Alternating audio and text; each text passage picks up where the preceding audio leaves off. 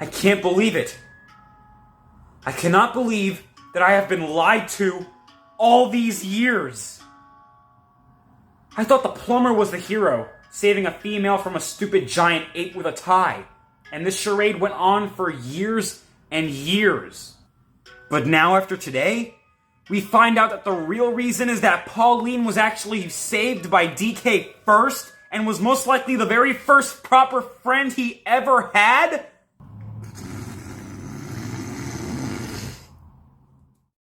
You lied to me! You weren't the hero, he was. You were committing animal abuse to an innocent creature! How could you do this to me?!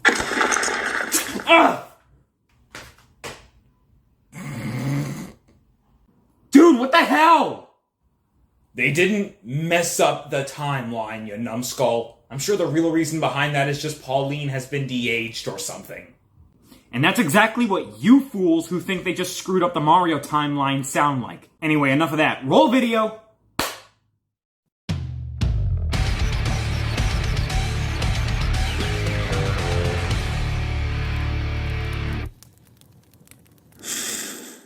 Wow, it's about time we had a good standalone direct. Usually these things suck, but the Donkey Kong Bananza direct proved to the bad ones what they can be. The DK Drought Fest has seemed to have ended once and for all, and I couldn't be prouder saying those words. So, my feelings for this game are a little shocking, because when one of Nintendo's main IPs gets a new 3D platformer revealed, I usually have mixed feelings right off the bat. Kirby and the Forgotten Land kinda kicked off this trend, but as we all know, that game more than succeeded at being one of the best Kirby games. I mean, it's been ages since Donkey Kong went full 3D platformer, right? And every little detail Nintendo reveals about this new game just screams how confident the team is here.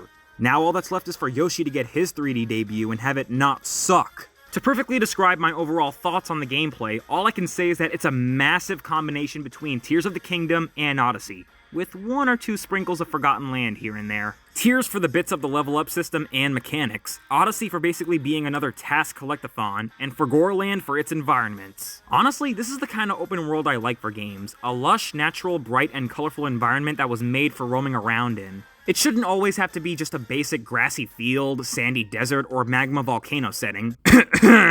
Oh yeah, and Pauline has been de-aged! And I say that as if it's a surprise, since most of us already know that leakers get a sick thrill out of spoiling for us, so once again, thanks for that. Aside from that, it's mildly strange to see Pauline and DK adventuring together without the latter dragging her against her will. It's pretty cute how fans are instantly assuming that this game takes place before the events of DK81, when I think it's clear that Pauline has just been turned into a kid. For some reason. Even so, Nintendo isn't really one to care all that much about retconning the lore for their characters and such anyway. The little that there is. To me, that's not exactly a bad thing, since it allows the devs to go crazy, since their disregard for established character history offers exciting creative freedom. Speaking of freedom, this game doesn't seem to have any limits, as it's going above and beyond and taking the DK franchise to a whole new level of peak. That direct went from Pauline singing some already banger tunes to the ape going full ape shit and breaking everything in his path. He also becomes a zebra and an ostrich. Not sure what that's about, but it's raw AF. The bosses are just what I expect out of a DK game, a variety of different animal species that are a blend of goofiness and seriousness.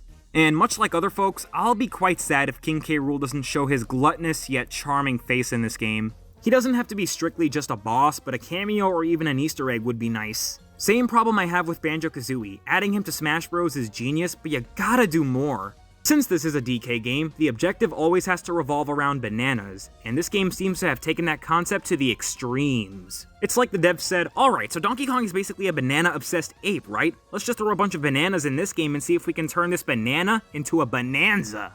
I'd apologize for that corny joke, but nope, I stand by it. If the game itself is lowering the bar with weak banana puns, then surely my comedic efforts deserve a little grace. Also, gotta admire Nintendo for getting their feet wet some more and finally adding more and more voice acting with most new games, and it somehow isn't cringy like what they did with Sunshine. The trailer opening up with a glorious song, which I imagine is being sung by Pauline, is just plain awesome. Do I want to know how she's able to spit bars while having a voice like that, though? Either way, the voice acting for these Nintendo games have gone from cheesy to tolerable, which is good enough for me. Mario, DK, Link, and somehow even Kirby got full-on voice acting before Pokemon. While DK fans like us left the coping cave, Pokemon fans continue to suffer for it. As for those graphics, Well, it's a modern first-party Nintendo game. Need I say more? In fact, why isn't this the game that costs $80? What makes Mario Kart World more special than this? You'll find out what makes me say that in the next vid. I know for sure that I'll eventually find some complaints when I get around to playing it, but at the moment, there's not a single flaw I have with it.